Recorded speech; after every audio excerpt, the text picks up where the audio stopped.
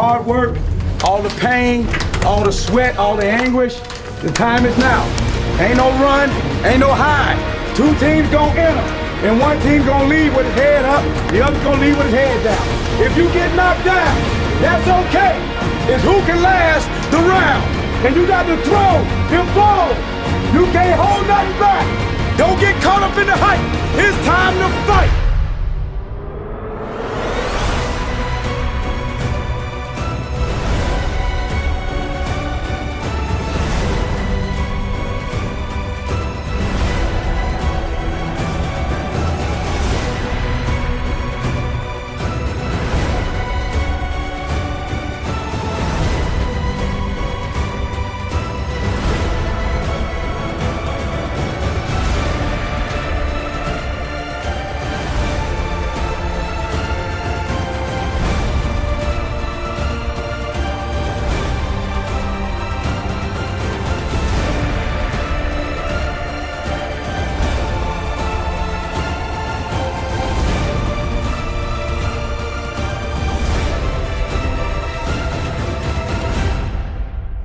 From beginning, you fight to win.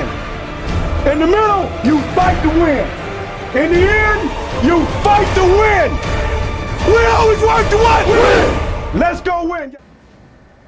And hello everyone, welcome to another edition of the ASU Football Buzz. I'm your host Mo Carter, and he is the head Hornet, Coach Brian Jenkins. Always great to have you along once again, Coach. You're coming off a loss which was 45-34 against Southern. We'll break down that game, but my first question to you, after being on the road for 2 straight weeks, how was it to return back to the home confines of the new ASU Stadium? It was great coming back home, you know, and once again we had a great turnout.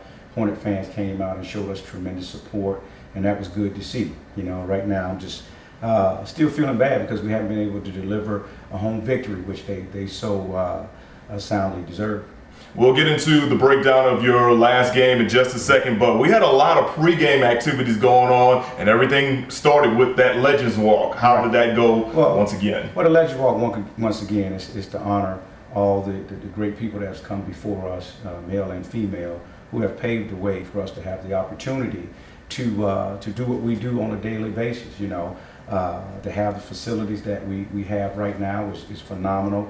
But I know some others had to come before us and suffer a little bit and go through some things in order for us to have the opportunity, like I say, to do the things we do at the level that we do it at.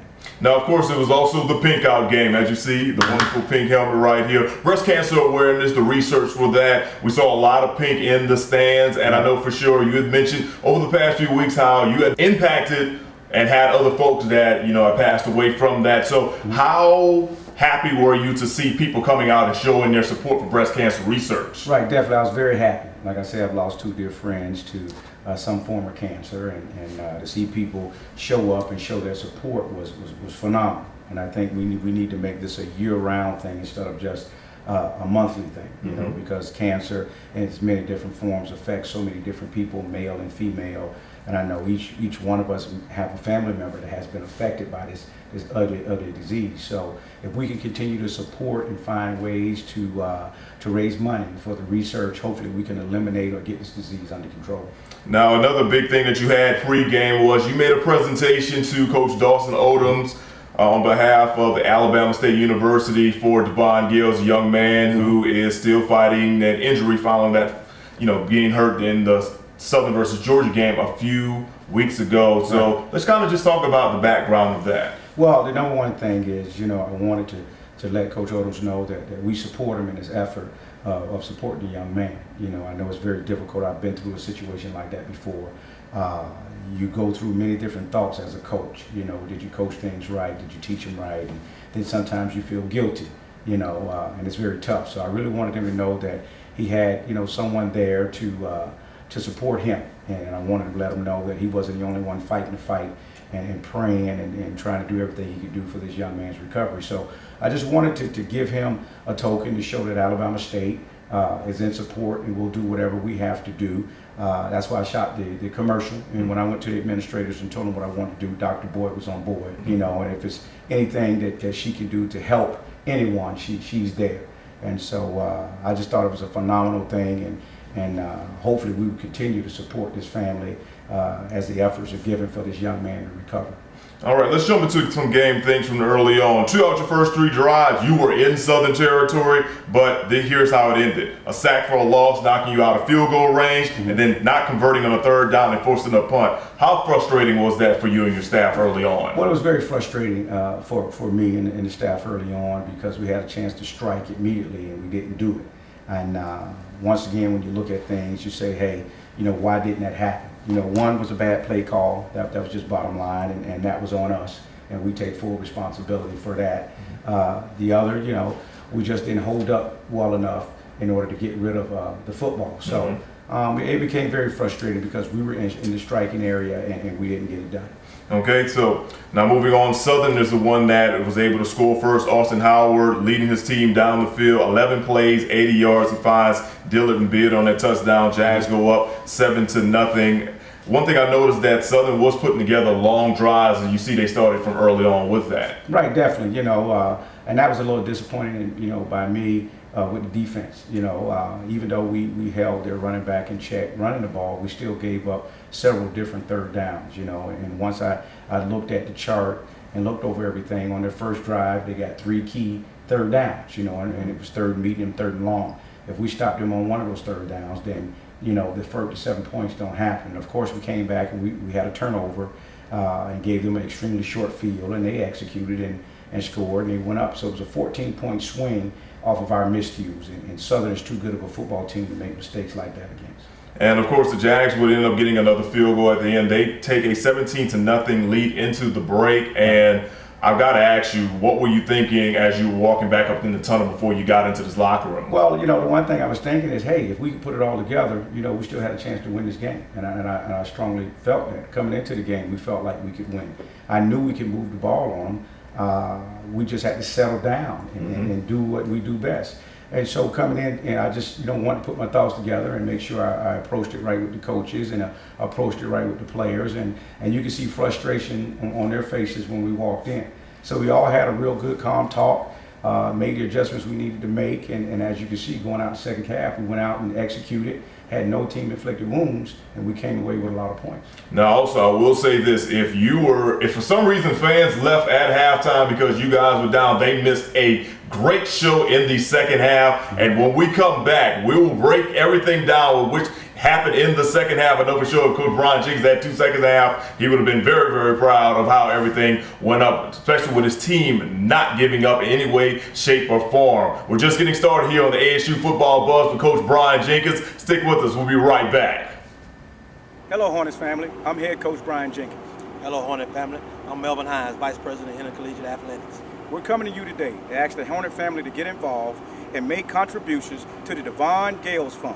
And you can find a link on BamaStateSports.com for the Devon Gale Fund. As you know, Devon Gales is a young man that participated in football at Southern University. Unfortunately, he had a tragic injury. So come on, Hornet family. The opportunity is here. The opportunity is now. Support the fund. We are built on heritage and tradition. 10 teams that honor this heritage. Heritage built by legends and honored by fans. And on December 5th, in Houston, Texas, Judgment Day will be our day for the next legend to rise.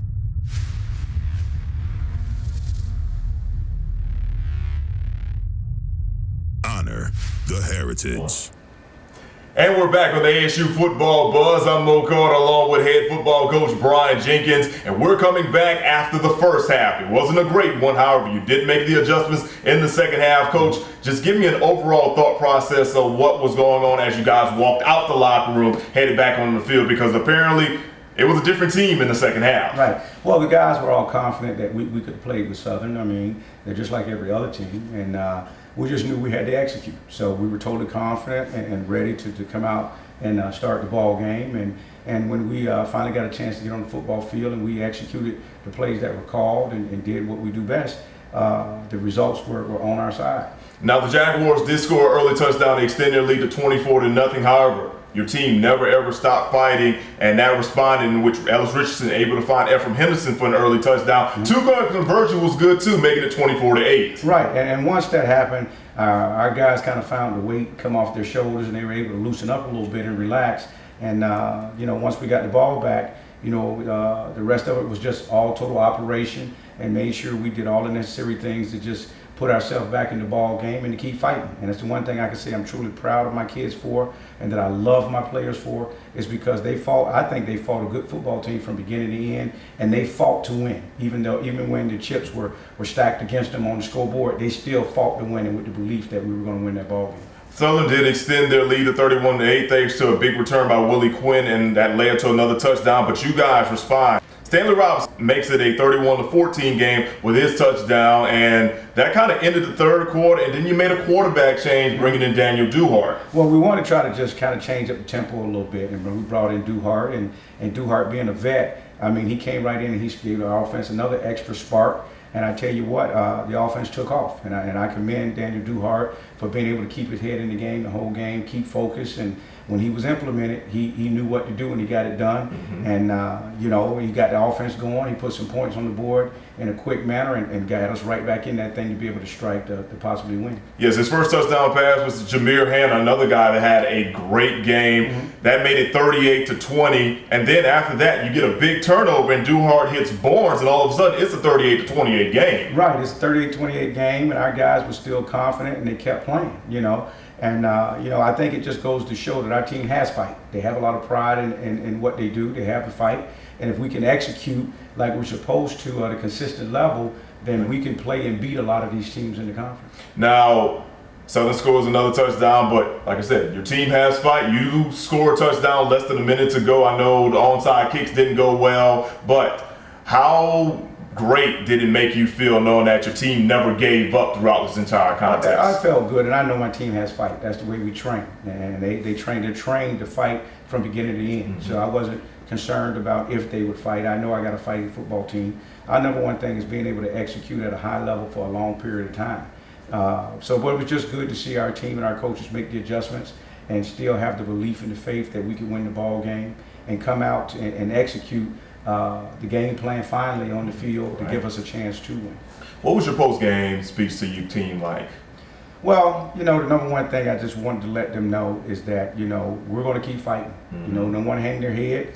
It's tough right now, but everybody knows the old saying, tough people last and tough times don't. So I really think what we're going through is only preparing us for greater things to come in the future. All right, and of course, what's upcoming in the future is another Thursday night game on a short week. So just early preparation. Well, let's talk about this first, Coach. It's 4 games in like an 18-day span. Right. And to most teams, that would be challenging. But we talked to you over the last couple of weeks. You said you've been up for this challenge. Right, definitely. We've been up for the challenge. And if you watch the conditioning of our guys, if we had 5 more minutes, I really think we would have walked Southern down. They started slowing down, and our guys were still going. And I think I got a wonderful strength staff that prepares our guys' bodies really well. They've prepared our guys' bodies for this stretch for the 18 to 20 days with these 4 ball games. And so, it's football. It happens.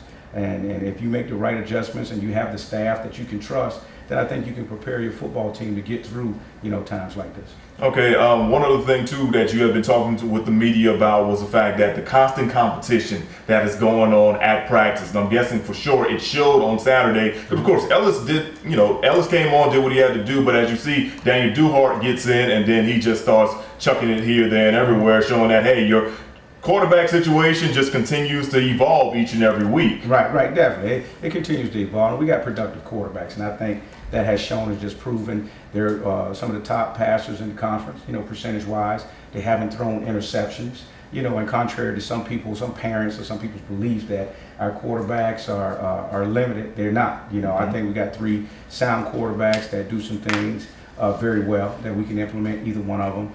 We got some young quarterbacks that are still in waiting, that are training, but I'm pleased with our quarterback output, for the last couple of weeks. All right, so now following the loss to Southern, you're getting ready to hop on the road once again to take on Arkansas Pine Bluff, and we will take a look at Coach Monty Coleman's team coming up. We'll also break down the upcoming SWAC matchups, and you're basically like the second half of your season. So really quick, Coach, what's been your thoughts about the first half? Well, I mean, the first half has been a little inconsistent, but I think our guys are continuing to learn. And the one thing I can tell you is that our guys are still resilient and they still have the hunger to win. And so I'm pleased on that end. And like I said, I knew it was going to be tough coming in. We've played a tough schedule. I'm not complaining. We know what we're up against as a football staff and as a team, and we're going to continue to just keep preparing to win, and we're going to continue to believe. All right, sounds good, Coach. Well, we've reached the midway point of the show, the ASU Football Buzz with Coach Brian Jenkins. When we return, we'll take a look forward at what happens later on this week, a trip to Arkansas Pine Bluff. Also, we'll take a look at the rest of the SWAC. We'll find out who Coach Jenkins' Swarm and Sting players of the week were from this past week against Southern. You're watching the ASU Football Buzz.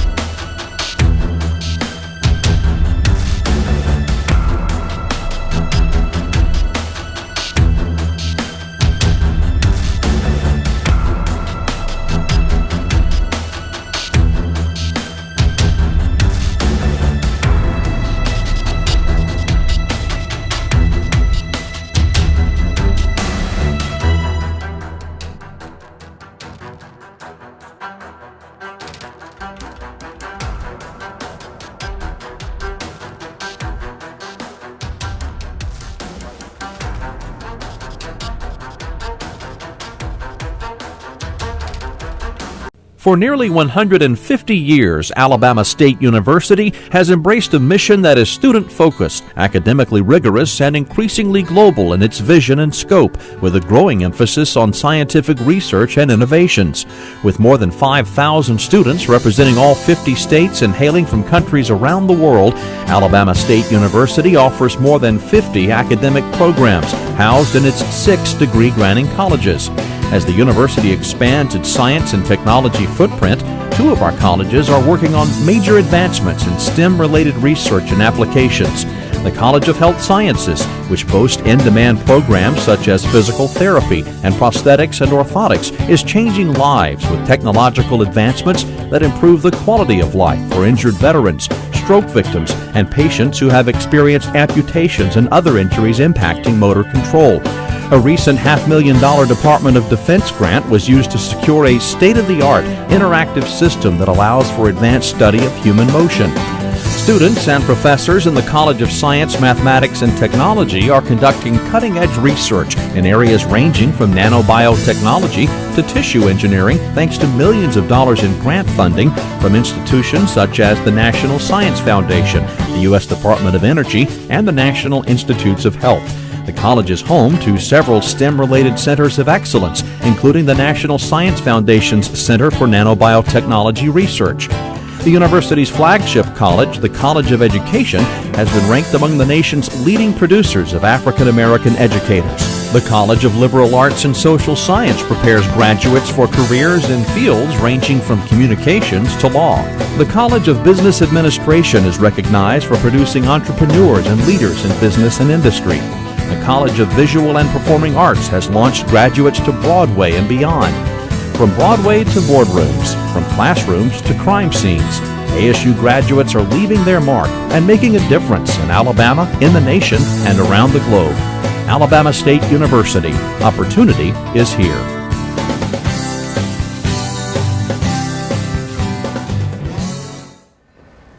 And we're back on the ASU Football Buzz. Mo Carter along with Coach Brian Jenkins, the head man of the Hornets. The Hornets are coming off a 45-34 loss against Southern, but a hard-fought battle that will happen at the ASU Stadium. So, Coach, I need to ask you who your Swarm and Sting players of the week. Jameer Hammond would be one on offense. I think he really had a good football game. He took a lot of snaps, and I mean he graded out pretty high, did some wonderful things, and then defensively, I would say Barrett, defensive end / linebacker, really showed up and caused some havoc for Southern's offense. Okay, now moving, before we move forward, let's take a look at just some of the other scores from around the SWAC this past week. Alabama A&M, the team you'll face at the end of the month in your first Magic City Classic, they fell to Grambling 37-14 out there in Louisiana on that one. As we see, it looks like Coach Files and company, they're picking up where they were from last year. I mean, they're a first-class football team, and they're very talented, and they do some good things, and it doesn't surprise me they're having the success that they're having.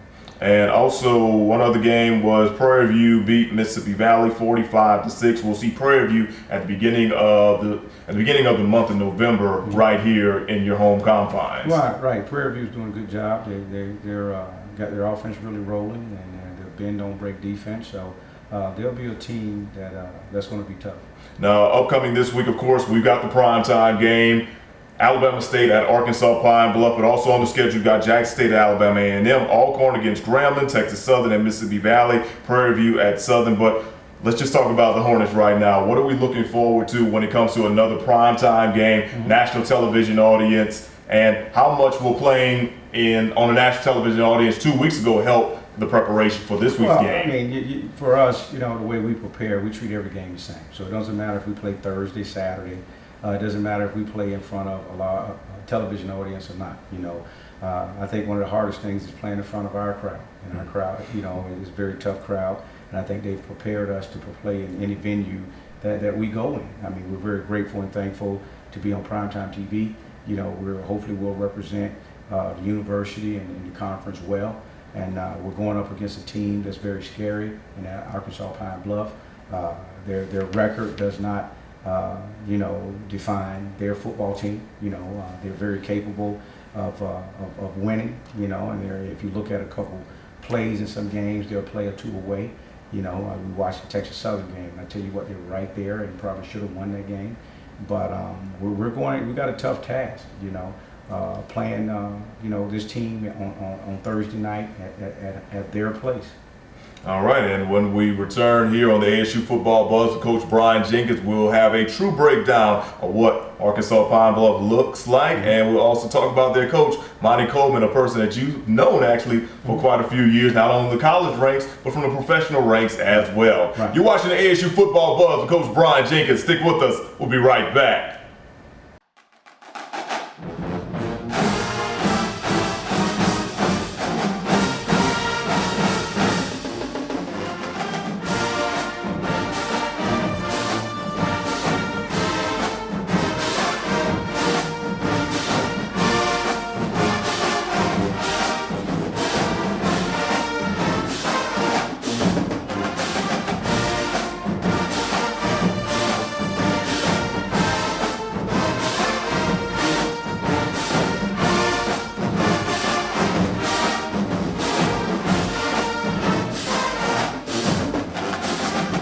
Hello, Hornets family. I'm head coach Brian Jenkins. Hello, Hornet family. I'm Melvin Hines, Vice President of Intercollegiate Athletics. We're coming to you today to ask the Hornet family to get involved and make contributions to the Devon Gales Fund. And you can find a link on BamaStateSports.com for the Devon Gale Fund. As you know, Devon Gales is a young man that participated in football at Southern University. Unfortunately, he had a tragic injury. So come on, Hornet family. The opportunity is here. The opportunity is now. Support the fund.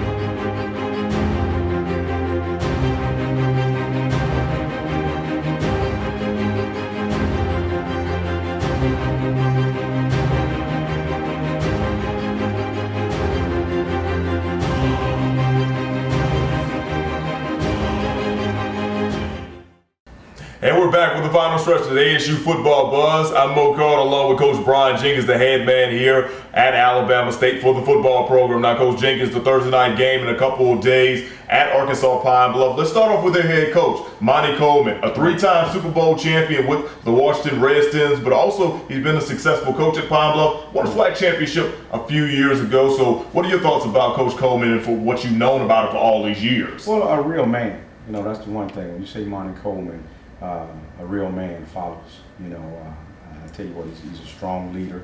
You know, and I've always gravitated towards people who are strong leaders. And he's definitely a strong leader. He's a guy that every time you sit down and talk to, you learn something from. So I know his players are really blessed and in a good position that they have a chance to deal with him, you know, daily, because I'm pretty sure that's something new that they get a chance to learn, you know, daily. And he has this football team right there on the edge to turn around, and hopefully we can keep them from turning their situation around on us. But Coach Coleman is definitely the right man, you know, for Pine Bluff. And I think he's proven that. He's a very prideful guy, and he does everything first class. You know, he cuts no corners, he makes no excuses, and so I know the type of guy that I'm getting ready to go up against on Thursday night. Now let's take a look at some of their player personnel. They played multiple quarterbacks this year, but right now the guy that appears to be the leader is Marcus Terrell. However, this may be a good situation because in the past weeks you prepared for multiple quarterbacks against all kind of different teams, but what's your preparation as far as stopping him from getting into his groove if he is the guy, because I know he's a dual threat as well? Well, our number one thing is just to play sound, solid defense. You know, no matter who's at quarterback or who's, you know, taking the snaps.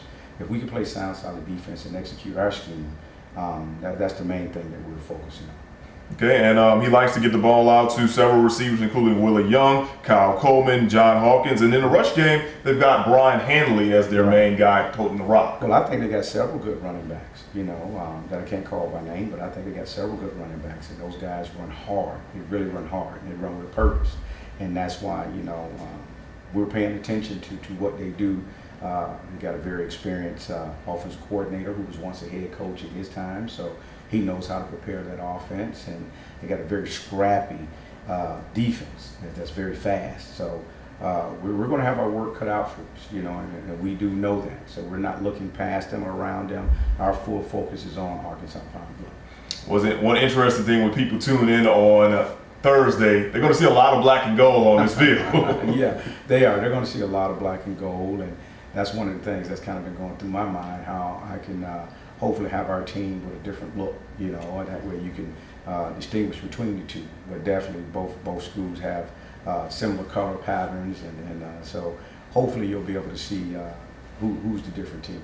And just on a final note, just talk about how getting back into a winning spirit will help this program as you move on into the second part of your season. Well, our spirit is always winning. You know, even if things don't go right on Saturday, we still have a winning spirit. I think to be able to do the things that we do at the level that we do on a consistent basis, you got to have a winning spirit from the inside. So we do have a winning spirit from the inside. As far as on the outside, it really will be good to just, you know, get back to winning, get back to knowing that you can come out victorious. So we're going to continue to work and continue to prepare to go in on Thursday night and come out victorious. Well, good luck to you, Coach, this upcoming Thursday. Looking forward to seeing you bring back another win to the city of Montgomery. A few notes about this upcoming week for the game. It is Thursday night, 6:30 on ESPNU. You can also listen to the game on the ASU Hornet radio network, in which it's a full amount of radio networks around the Montgomery area, as well as XM. Yeah, turn on your TVs, turn up your radio. And also, if you want to head over to Wild Wings inside the Eastdale Mall, they're having a watch party for the ASU Hornets as they take on the Arkansas Pine Bluff Golden Lions. Well, that'll wrap it up for another ASU Football Buzz show. I'm your host, Mo Carter. He is Coach Brian Jenkins. We'll see you next week. And remember, go Hornets!